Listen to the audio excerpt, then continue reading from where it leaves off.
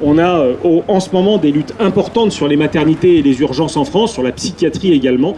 Alors sur les maternités, on a eu l'endroit d'où je viens, l'hôpital de Creil est devenu un symbole puisque c'est malheureusement l'endroit où ils veulent fermer la plus grosse maternité de France. On est en grève aujourd'hui aux urgences pour se battre. Alors d'ailleurs, Macron, parce que bon, Macron fait l'innocent, hein, il n'est pas concerné, c'est l'ARS des Hauts-de-France qui a fait ça, non. Les ARS, ce sont les bras armés du ministère. Buzyn était parfaitement au courant du dossier avec le soutien de Macron. Aujourd'hui, il se retrouve directement en contact avec la colère des gens, que ce soit les Gilets jaunes, que ce soit les comités de défense des hôpitaux, qui se battent aujourd'hui pour empêcher la dégradation du service public.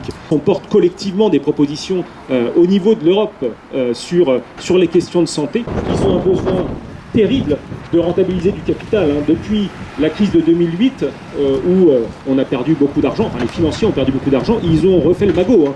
On est revenu dans les mêmes niveaux d'accumulation de capital et ils demandent aujourd'hui à se rentabiliser. Il y a un truc en France qui est très tentant pour aujourd'hui les financiers, c'est la sécurité sociale. Rappelons-nous, le budget de l'État, c'est 420 milliards environ, la Sécu, c'est près de 500 milliards. C'est-à-dire c'est plus important, on l'oublie souvent, mais c'est plus important que le budget de l'État.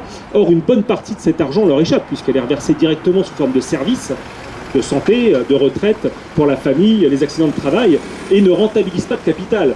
Aujourd'hui, abattre les services publics comme ils le font, réduire leur capacité à répondre aux besoins de la population, c'est ouvrir un marché.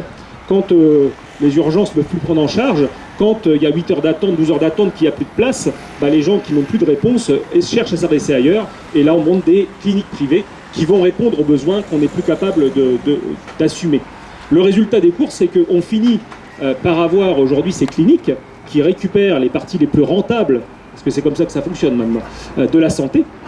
Et nos cotisations sociales et nos impôts finissent par rentabiliser des actionnaires. Ils finissent par venir à des actionnaires, alors que jusque-là, c'était de la redistribution et que ça leur échappait. Donc c'est pour ça aujourd'hui qu'ils sont en train de s'attaquer aux services publics, et particulièrement aux services publics de santé. Enfin bon, la retraite, vous en avez tous entendu parler, ils font la même chose. Les réformes des retraites, c'est aussi pour récupérer cet argent socialisé. Donc nous, ce qu'on propose, c'est de combattre ces logiques-là, et puis on a une problématique spécifique aujourd'hui sur les services publics, c'est que, et les hôpitaux publics, on nous a mis partout en déficit, parce qu'on a réformé notre mode de financement.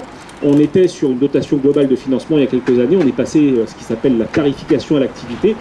C'est un mode de financement qui finalement nous a tous mis en déficit, parce que ça ne paye jamais le coût des soins qu'on dispense, c'est-à-dire qu'on est toujours sous-financé.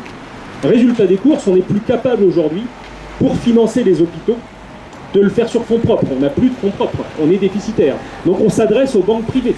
Les banques privées aujourd'hui nous prêtent à un taux de 2, 3, 4%, ça dépend de ce qu'on va faire avec cet argent. Mais regardons bien ce qui se passe. Les banques privées empruntent auprès de la Banque Centrale Européenne à un taux proche de 0. Elles récupèrent l'argent et elles nous le reprêtent à 3%.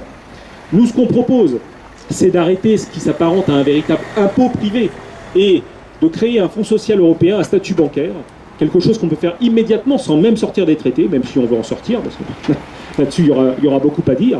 Mais tout de suite, on peut créer ce fonds social et emprunter avec un statut bancaire à la Banque Centrale Européenne, à un taux proche de 0, et reprêter aux services publics pour les développer, les services publics, les territoires, à ce même taux proche de 0. C'est-à-dire qu'en arrêter avec les frais financiers qui plombent le budget de nos hôpitaux et de nos services publics et de nos collectivités territoriales. Là, il y a un développement à relancer et on peut faire ça tout de suite si on a un rapport de force politique. La France qui travaille aujourd'hui, c'est selon vous la France des Gilets jaunes et de leur soutien, Fabien Roussel? La France qui travaille aujourd'hui, c'est celle qui a souvent été pointée du doigt, critiquée, mise à l'index. Et je pense d'abord aux salariés de la fonction publique, justement, et notamment de la fonction publique hospitalière à qui on a fait des cures d'austérité terribles. Et quand je lis qu'au CHU de Nancy, l'ARS, l'agence régionale de santé, confirme des suppressions de lits et de postes dès que le confinement sera terminé, je suis extrêmement inquiet. Ceux qui sont aujourd'hui en première ligne, ce sont donc les agents de la fonction publique hospitalière. Ce sont aussi les agents de la fonction publique territoriale, ceux qui poursuivent les services publics dans les municipalités et qui organisent aujourd'hui la solidarité avec les élus locaux. Et puis ce sont aussi les agents des forces de l'ordre, la fonction publique d'État qui assure la sécurité de tous. Eh bien, ce sont souvent ceux-là à qui on a demandé des efforts ces dernières années et qui sont aujourd'hui en première ligne et parfois sans conditions de sécurité, sans masque, sans protection pour aller au contact du public. Et donc, ils ont besoin d'être soutenus. Ce sont à eux que l'on a demandé des efforts en gelant leur point d'indice, en n'acceptant pas qu'ils aient des revalorisations salariales. C'est pour ça qu'il y a aujourd'hui des revendications qui s'expriment. Le président de la République promet une prime aux soignants, mais c'est augmenter les salaires qu'il faut une bonne fois pour toutes, car nous avons besoin d'eux, tant dans la santé que pour faire vivre nos services publics dans les communes ou pour la sécurité. Oui. Oui, on a entendu quelques voix dernièrement, notamment pour la fabrication des masques, réclamer des nationalisations. Il n'y en a pas à l'horizon, vous le regrettez ou pas? L'État refuse la nationalisation? D'abord, je regrette que l'État n'ait pas mobilisé les forces productives de notre pays pour produire les matériels qui nous manquent. Nous l'avons réclamé, pas que moi, nous avons été nombreux à droite et à gauche lors des rencontres avec le Premier ministre pour demander à ce que l'on mobilise beaucoup plus fortement les outils de production, les usines, les ingénieurs, les industriels et les salariés pour produire ce qui nous manque.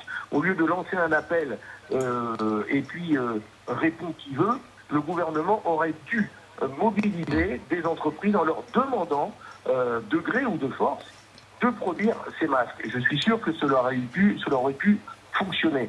Et donc, si une entreprise ne veut pas faire ce que le gouvernement lui demande, eh bien, effectivement, c'est dans ces cas-là que l'on réquisitionne ou que l'on nationalise. Il y a d'ailleurs 2 entreprises qui sont aujourd'hui menacées, Luxfer, Clermont-Ferrand, qui produit des bouteilles d'oxygène, et Famar, dans l'agglomération lyonnaise, qui produit l'antibiotique que l'on associe à la chloroquine. Cet antibiotique, c'est l'azithromycine. Eh bien, cet antibiotique est produit par une entreprise française qui s'appelle Famar Lyon. Cette entreprise est en redressement judiciaire, elle est menacée de liquidation. S'il n'y a pas un repreneur et si l'État ne se manifeste pas, cette entreprise peut fermer, effectivement. Et bien là, l'État devrait nationaliser l'entreprise pour une question de souveraineté nationale et conserver une usine qui produit des médicaments sur notre sol.